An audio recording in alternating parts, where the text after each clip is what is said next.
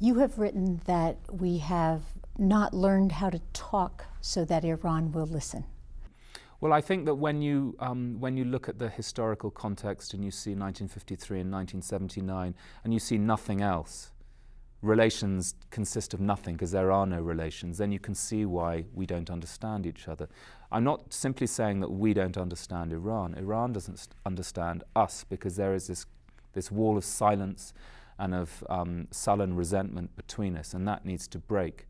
And the way of breaking it is to establish relations in different spheres so that these old historic resentments cease to be so important.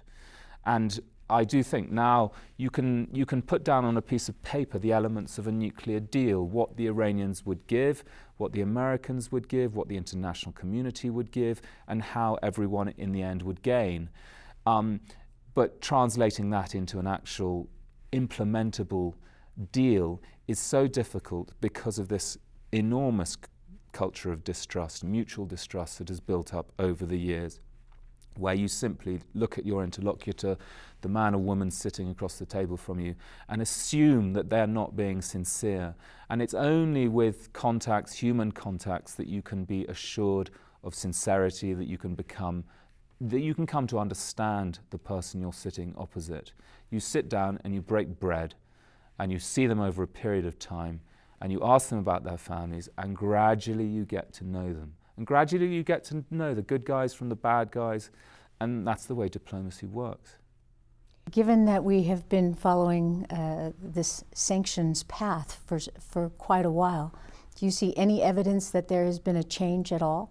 Certainly sanctions are playing a role in Iranian decision-making, but I'm not sure that they're playing the dominant role. I think that some in Iran feel strengthened, morally strengthened, by the idea of this struggle. I think that they are a minority, but the more isolated Iran becomes, in a strange way, the stronger they become.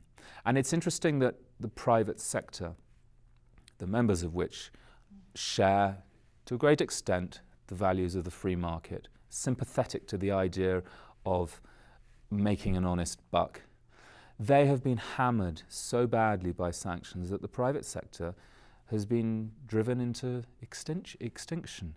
And what has replaced it is an increasingly state-dominated economy. So are the Iranian people talking about what happens, potential military action? Are they concerned? Are they afraid? Are the leaders reassuring them in some way? The official discourse is that Israel would never dare, and America would never dare. And there's bellicose rhetoric on the Iranian side, just as there is on the Western side as well. The people are naturally concerned, but the people also have more pressing day-to-day concerns. They watch the value of the currency plummet. They watch certain things becoming scarcer in the shops. And the sense of economic insecurity is very great. And I see it myself when I go there. And it is a great shame because people who have not any role in decision-making are being hammered, and that's a great shame. Well, there are elections coming up this year, in May or June, for the president in Iran. Will there be any reformers running? Is there any hope that the elections might give people a voice of some sort? Iran has always been different in its manner of running elections from the conventional Middle Eastern autocracies. Elections have always been freer. They've very often thrown up surprising results. And I think that the powers that be would like that to continue. But at the same time, they don't want the kind of chaos and uncertainty that followed the last election, which was disputed and led to months of unrest. So I think it's a difficult, they're in a difficult place. They have a dilemma. They're on the horns of a dilemma. because, as you know, there's a vetting system, and only people who subscribe to the values of the Islamic Republic are allowed to stand. So using that vetting system, they could let a certain number of reformers through, or one reformer through, and then see whether that, because also they would like a high election, a high participation. They don't, it's not the case that like Hafiz Assad, they blithely announced that 99% of the population voted. That it doesn't work like that in Iran. They do want a proper, substantial participation. So I think they are on the horns of a dilemma. You speak of Syria. How is the conflict in Syria being viewed by the Iranian people and by the Iranian government? Well, I think Syria is an important ally of Iran. In Iran's isolation, Syria has been a friend. It's been a conduit through which Iran extends its influence into Lebanon, and henceforth, and through Lebanon, onto the entire Israel-Palestine question. And Iran does have a strategic rivalry with the United States. I think it's more important than the ideological component is the strategic rivalry. And for that strategic rivalry, Syria has been important. So Iran does not want to lose Syria, but it has placed its eggs very much in the Assad basket. And now that Assad's position is precarious, certainly, and that he's lost control of a large swathe of the country, voices in Iran are being raised questioning that policy.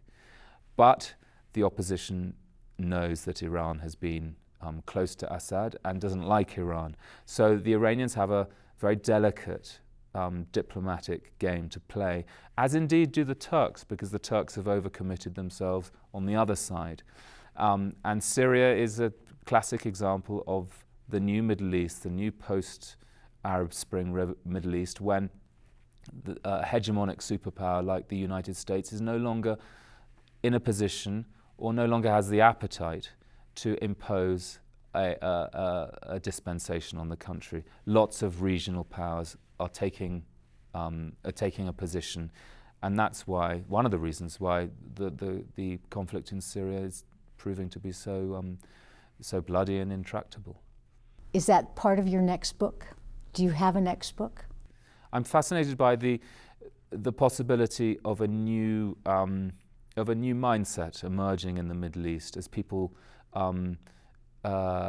discover the possibilities and also the dangers of these new freedoms that they haven't experienced before. And I think something important is happening underneath the elections and the controversies in the political sphere, in society. I think that important things are happening, and we shouldn't miss that. Is there advice that you would give to current U.S. policymakers on what their next steps with Iran might be? Avoid interventions of a military nature, avoid assassinations, coups d'etats, covert operations. I think that has now gone out of fashion. I think there's a declining appetite for that in this country.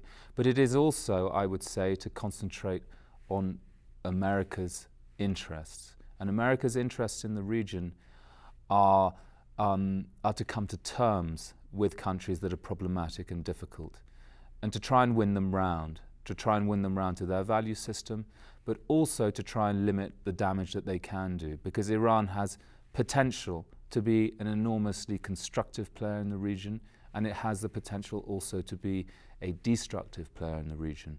And that's the role of diplomacy. America has the biggest, the best diplomatic corps in the world. It shouldn't be beyond their capabilities to work on this and to see it through.